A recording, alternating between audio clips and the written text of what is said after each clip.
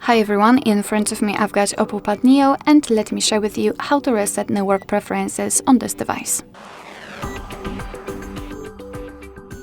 So let's start with opening the settings, and here in this left section we have to scroll down to the very bottom to find the additional settings. Then let's scroll down to the very bottom and tap on Backup and Reset, and tap on Reset Device. And as you can see at the top, we've got the option we're looking for, so Reset Network Settings. Let's simply tap on it and tap on Reset Network Settings. And as you can see, we've got this information, which means that the network settings have been reset successfully.